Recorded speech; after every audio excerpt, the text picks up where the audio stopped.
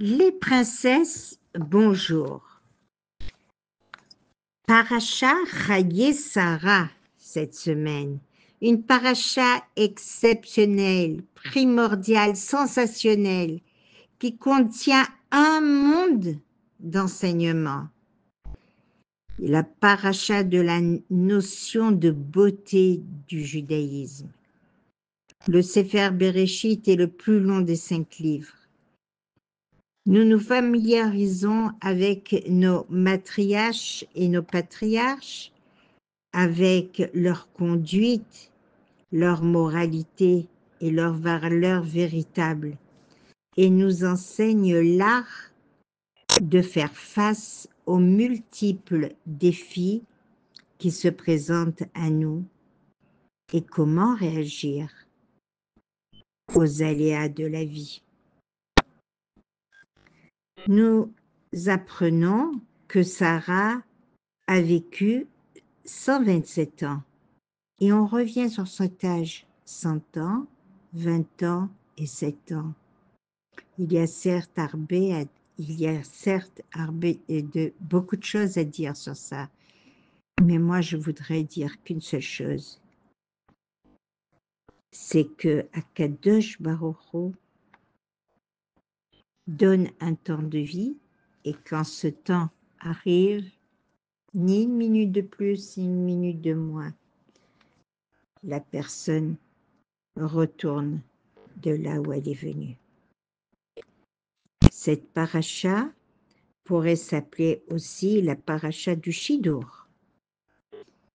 Alors, en parlant de Shidur, puisque Abraham ne va pas se laisser aller à sa peine, certes, il va pleurer celle avec qui il a vécu 112 ans, puisque Sarah avait 15 ans quand elle s'est mariée avec Abraham.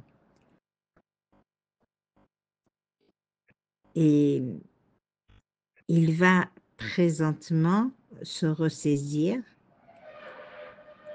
maîtriser son chagrin, après avoir porté le deuil avec dignité, faisant ainsi honneur à la mémoire de sa femme bien-aimée, et de suite après cette période, Abraham assuma son rôle de père, sa responsabilité de se mettre à chercher une épouse à son fils Yitzhak.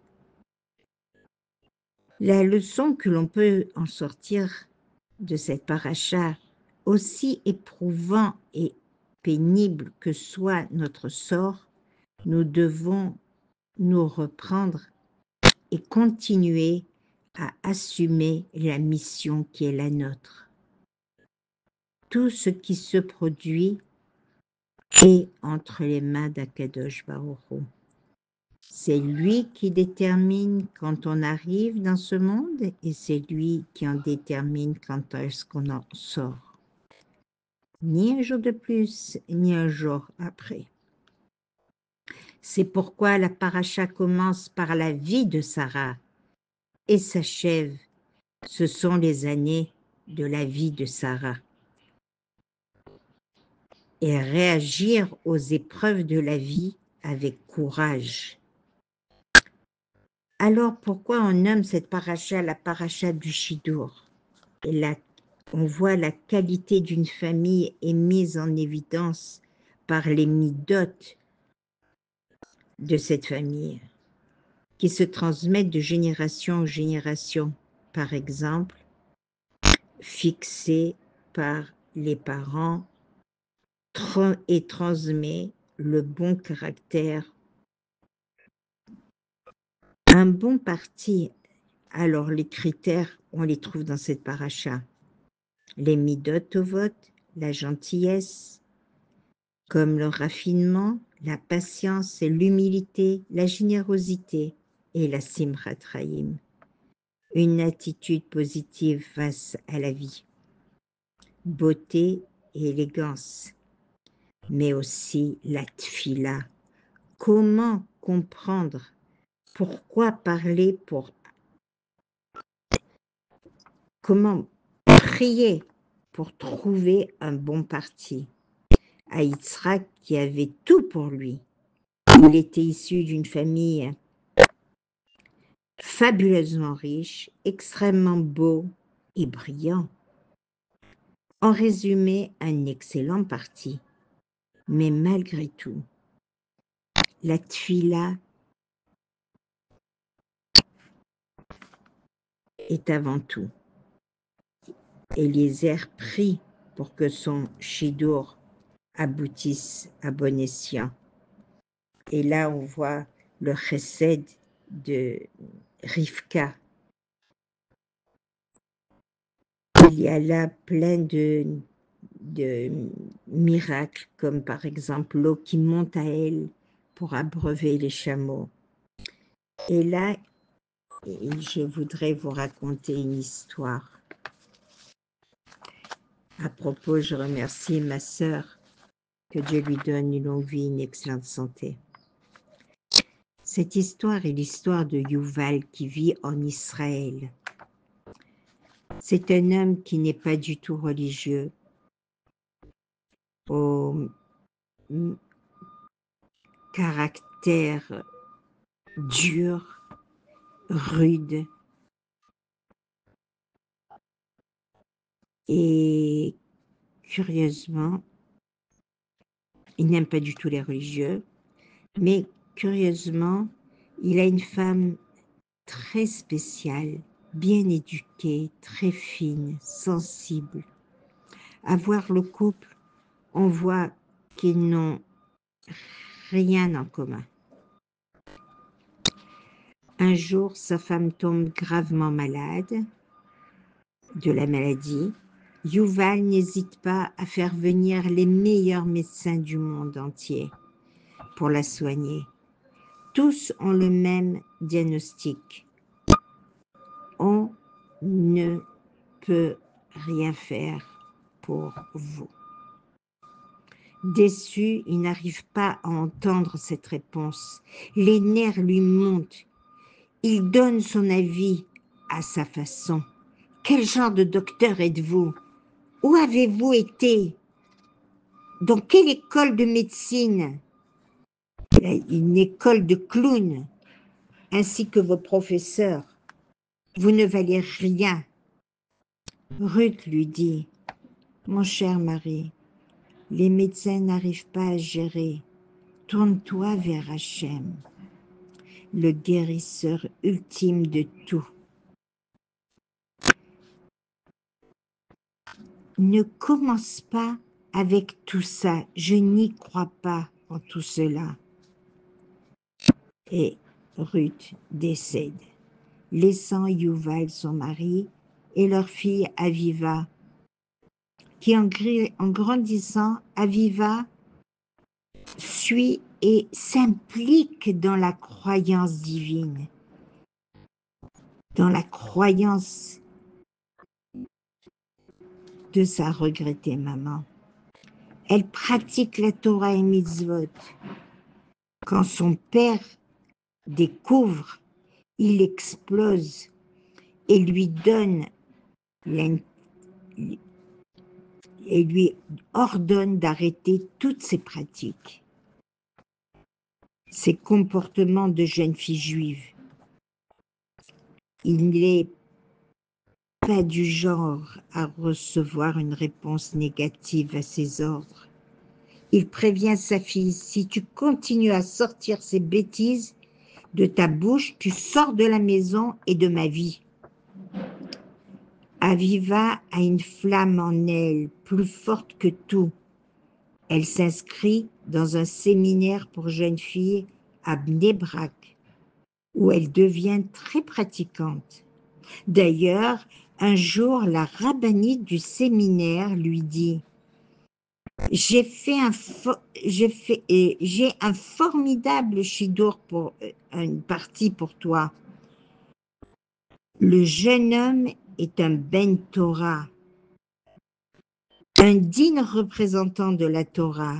Il a le même passé que toi, juste à la différence, ses parents le soutiennent à 100%. Bien que laïque, ils vont l'aider à construire une maison de Torah. » Aviva, c'est un bon parti pour toi. Et en plus, il a de bonnes midotes. Tu verras, Aviva. Aviva et Meyer se rencontrent plusieurs fois et ressentent une parfaite connexion l'un pour l'autre. Enfin prêt à se fiancer, Aviva a confiance à son choix, mais elle redoute la réaction de son père, avec qui elle a gardé le contact.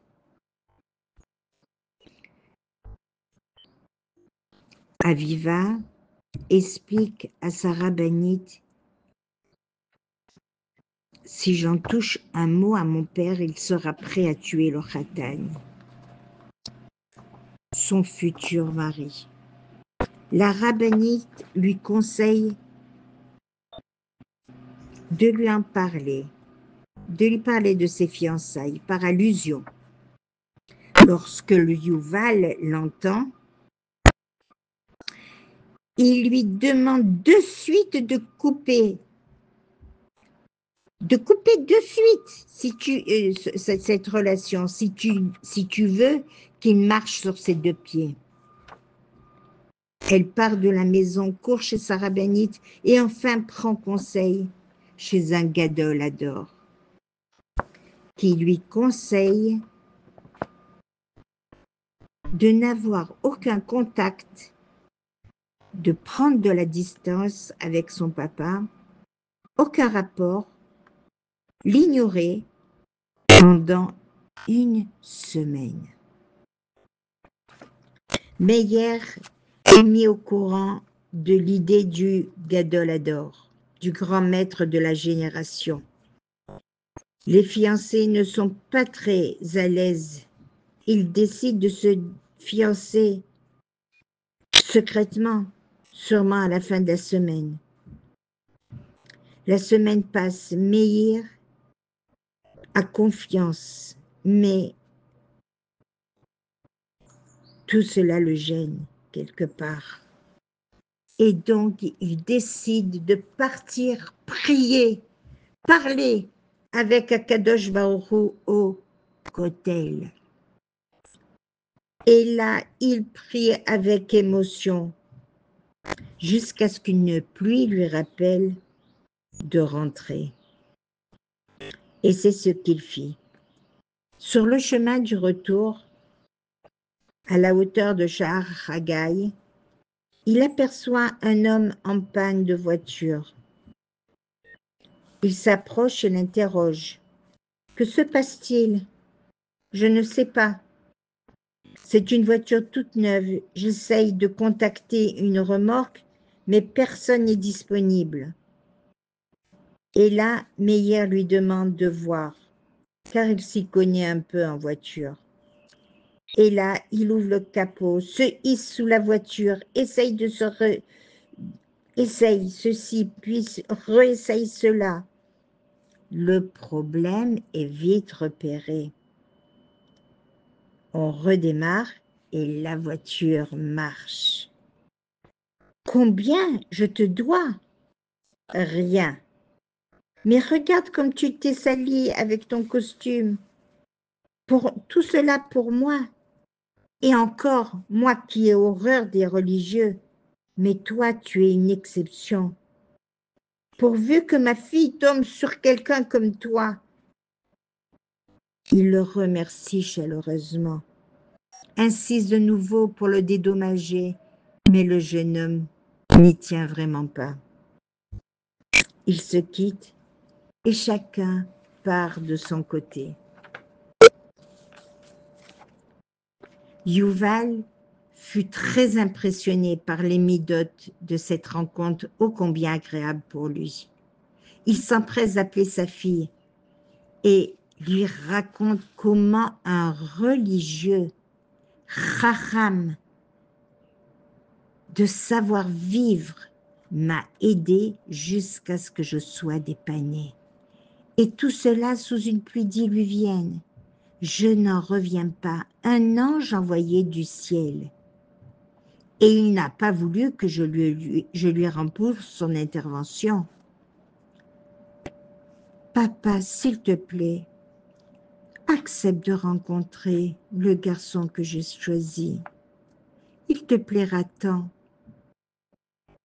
Peut-être lui aussi te plaira-t-il. Qu'en penses-tu? Vous l'aurez compris.